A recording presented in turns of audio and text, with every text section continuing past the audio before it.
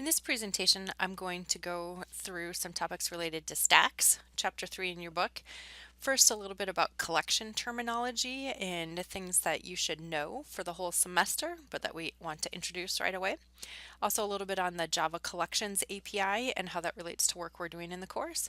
And then conceptually, what stacks are and a little bit about how they're going to be implemented. So first of all, your book has a number of vocab words that are introduced in this chapter that are important for you to understand for the entire semester. They include things like collection, element, linear versus nonlinear collections, abstraction, interface, encapsulate, implement, object, abstract data type, and data structure. Some of these you might remember or might have heard in previous programming classes, and some of them might be new to you. A quick overview for you. So a collection is simply an object that holds and organizes other objects. So it's a collection of objects. Generally, we refer to one object in that collection as an element. So an object in a collection is an element. Collections themselves can be linear or nonlinear structures where they might have only one link to or one connection to either an element before or after it, or they might have multiple connections to elements before or after them. Abstraction is the idea that we're hiding away complex details that we don't need to know in order to use the collection. One way of doing that is through an interface. So an interface is a way of interacting with a collection or with a class. That interface is the parts that are public that other people can use. So an interface in the sense of an application programming interface or API are the public parts that other programmers can use. An interface in our Java programming language is a type of class we're going to create where we specify the methods that are available. So the first data structure we're looking at is a stack. A stack can be implemented using either an array or a linked structure.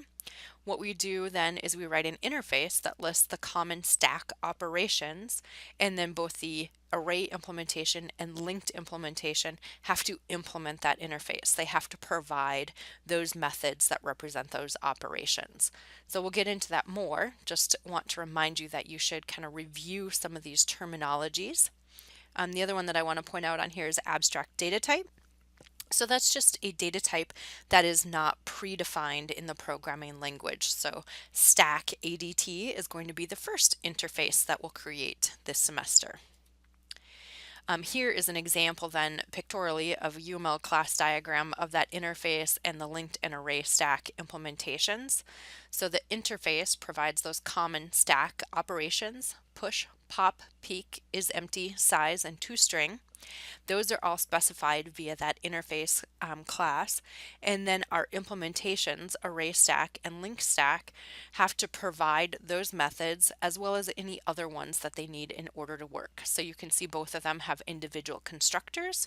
They also have private data members that they'll use in order to make the in order to implement those stack operations. This is a representation of the Java Collections API. You can see here that the Java Collections API also makes heavy use of interfaces. So they have interfaces for a collection. And then you can see that set inherits from the collection interface as well as list. So those are two interfaces that inherit the collection one.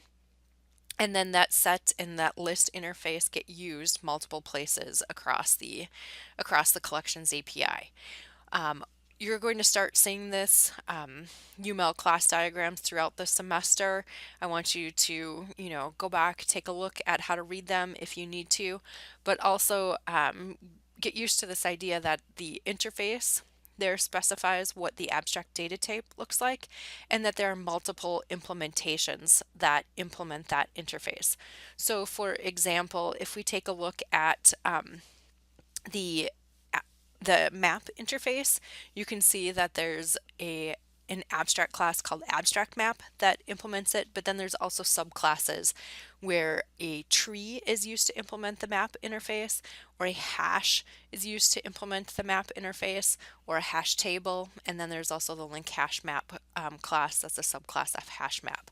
So if you don't remember your inheritance and your implementation, implementing interfaces kind of lines and parts of the diagram on the UML class diagrams, you want to review those. So finally, stacks, we're going to look at that as our very first data structure in this chapter and in the next chapter. Conceptually, stacks are a last in, first out, or LIFO data structure. And this is the idea that you add and remove from the top of the stack. So if you think about a stack as like a stack of books or even a Pez dispenser, you would not add items to your stack of books or remove items from the middle. You can only add or remove from the top without the stack of books completely falling over. Same sort of idea with the Pez dispenser. You can add and remove things, Pez candy at the top, but you can't do it from the middle or the bottom. So stack is this last in, first out because we're adding and removing only at the top. Stacks are used all over the place in programming. You can use them not just to do things like reversing a word, but they're used in compilers where you check for matching brackets. So your open and close parentheses, your curly brackets, that kind of thing. They're also used as part of the undo and redo features in editors like Word documents. They can be used as part of the backwards and forwards buttons in browsers. And they're also used in a problem-solving technique called backtracking, where if you make a decision that ends up not working out, you might have to backtrack and change your decision and go down a different path. Here's a list of the common stack operations that we talked about earlier with the stack interface. Just to clarify what they mean, pushing is when you add an element to the top of the stack. Popping is when you remove an element from the top of the stack. Peeking is when you just look at the element that's at the top of the stack, but you don't actually remove it.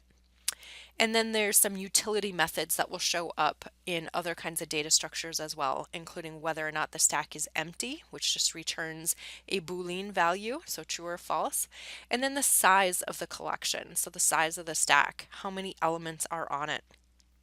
These are common stack operations, and over the next two chapters we're going to look at how you implement these operations using an array as the underlying structure and using a linked list as the underlying structure.